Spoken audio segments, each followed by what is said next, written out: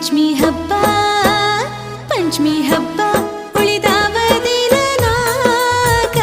ಅಣ್ಣ ಬರಲಿಲ್ಲ ಯಾಕ ಕರೆಯಾಕ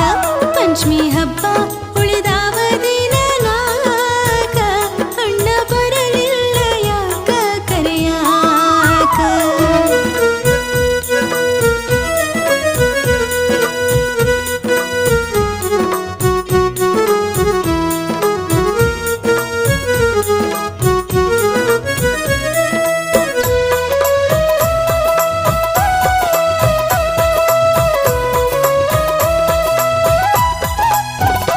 ನನ್ನ ತವರು